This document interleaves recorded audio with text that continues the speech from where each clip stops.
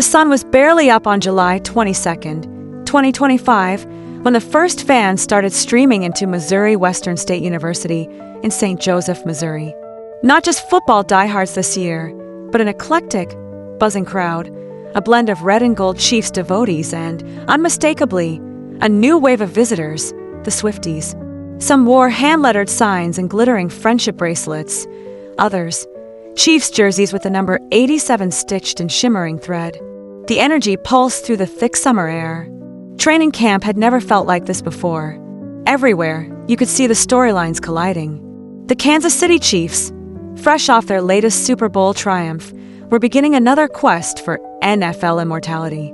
Travis Kelce, the larger-than-life tight end, now a cultural phenomenon thanks in no small part to his relationship with Taylor Swift, strided down the hill from the locker rooms, helmet in hand, flanked by rising star Rashee Rice. They exchanged a quick dab, surveying the sea of fans with amused, appreciative grins. Cameras flashed. Voices rose. This was the new normal for the Chiefs. Football royalty sharing the stage with pop's reigning queen. Even before practice began, the spectacle was in full swing. A bold fan, draped in a homemade Taylor's boyfriend t-shirt, cupped their hands and called out, "Travis, when are you marrying Taylor?" The question cut through the chorus of cheers and chants, drawing laughter and a few gasps. Kelce, always smooth, pointed at the fan with a playful twinkle in his eye and shot back, "Man, you're getting ahead of me. I'm just trying to catch these passes today." The crowd erupted, phones shot up, and Rashee Rice broke into laughter. It was classic Kelce, witty, charming, and unfazed by the spotlight. Moments later, a young girl waved a hand-drawn sign. "Travis, write your name in my blank space." A sweet nod to Taylor Swift's hit song. "You're going to marry her, right?" she shouted, eyes wide with hope. Kelce, grinning wide, replied, "I'm just here to catch some balls, not wedding bells." Another wave of laughter, another memory made. This was not your father's training camp. The lines between sports and pop culture had blurred in Kansas City, and no one seemed in a rush to redraw them. All around the practice fields, the Swiftie presence was impossible to ignore. Turley, who'd flown in from Dallas, sported a Go Taylor's boyfriend shirt and oversized sunglasses, hoping for a wave or, if luck allowed, a selfie. Fans exchanged friendship bracelets, traded stories, and held up signs with lyrics from Taylor songs or Kelce's number in glitter. There was a festival atmosphere, a sense of shared anticipation, and no one seemed to mind the heat. For many, the draw was as much about seeing Kelce, the superstar off the field, as it was about football. The romance with Taylor Swift, 2 years running, had become something bigger than either of them. It was a story that brought families together, mothers and daughters bonding over pop hits and touchdown celebrations, and young girls seeing themselves reflected in the fierce, fun-loving Swiftie community. Kelce and Swift's romance had started in the summer of 2023 with a failed friendship bracelet handoff at Arrowhead Stadium, chronicled later on Kelce's New Heights podcast. "Little but hurt," he joked at the time, but that bold move set it all in motion. When Swift showed up at a Chiefs game that fall, cheering from the suite with Kelce's mom, the internet exploded. Soon, the world saw them hand-in-hand after a Saturday Night Live after-party. By 2025, their story was the stuff of legend, public moments, secret getaways, and enough speculation to fill 100 magazines. Just weeks before camp, fans spotted them in Nashville, where Swift stunned a crowd by jumping on stage at Tight End University, a camp Kelce co-founded. Videos of Kelce dancing side stage in a white polo went viral, fueling the America's royal couple narrative. Every sighting, every Instagram story became headline news.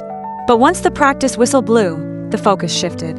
Andy Reid's training camp is legendary for its intensity, and this year was no exception. The Chiefs were prepping new plays and grinding through position drills, their eyes on another championship run. Kelce joined Patrick Mahomes and Rashee Rice for dynamic warm-ups, then dove headlong into route running and red zone reps.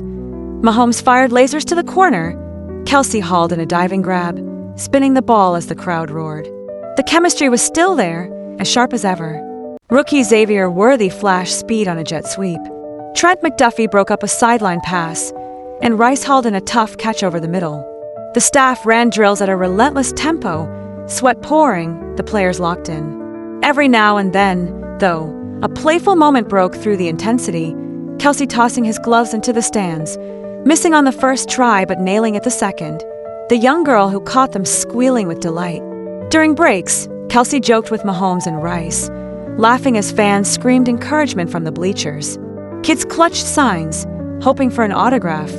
And everywhere, the feeling that you were witnessing something special, a team on the brink, a culture transformed. The impact of the so-called trailer effect was hard to overstate. Games Swift attended shattered TV records. The 2025 AFC Championship, with Swift in the stands, drew the biggest audience in the history of the sport. Sports marketing experts estimated that the Chiefs' franchise value jumped by more than $330 million in just 6 months, thanks in part to the extra attention and new fans. Local businesses boomed. Merch sales soared. The city, already crazy about its football team, embraced the whirlwind. Kelly Anderson, a lifelong Chiefs fan, summed it up best. Travis was always a star, but Taylor's brought this whole new energy. It's like the whole world is watching us now. Chiefs flags waved from car windows, karaoke bars doubled as impromptu Swift sing-alongs, and every mention of the couple brought a fresh round of pride. For all the public moments, this was a quieter off-season for Kelce and Swift. After the whirlwind of the Eras tour, Kelce's surprise stage appearance in London, their romantic escape to Italy, a Bahamas getaway, a Nashville family wedding, the pair retreated from the spotlight. Kelce spent most of the summer in Florida, grinding through conditioning, agility work, and route running. Swift, too, kept a lower profile, focusing on writing and family. Rumors swirled, as they always do, but Kelce played it cool, his only public hint at future plans a quip about catching passes, not wedding bells. Still, the speculation never stopped. Was an engagement on the horizon? Would Taylor show up at more games? Was there another album in the works, inspired by the gridiron romance? The questions hung in the air, adding a layer of intrigue to every glimpse, every sideline exchange. As practice wound down and the sun began to dip, another voice called out from the crowd. Travis, you and Taylor are endgame. Kelce, stretching on the sideline, shot back with a grin. Appreciate the love, but I'm just here to win another ring. The crowd cheered. Rassi Rice nudged him in mock disbelief, and the team huddled for final sprints. Andy Reid's whistle blew, and the players pushed through the last round of gassers, sweat pouring, the day's work nearly done. But as the stands emptied, fans were reluctant to leave. Kids clung to their new autographs. Parents snapped photos, trying to freeze the moment in time. The memory of the day was already turning legendary, a morning when football met pop, when a city's dreams felt both larger than life and suddenly within reach. The Kansas City Chiefs' 2025 training camp wasn't just the start of another season. It was the next chapter in a story that had become bigger than football, bigger than music. It was the story of a city, a team, and a pair of icons whose worlds collided, and in doing so, created something nobody wanted to see end. And as the last fans trickled out, the sky ablaze with a Missouri sunset, one thing was clear. In Kansas City, the magic was just beginning.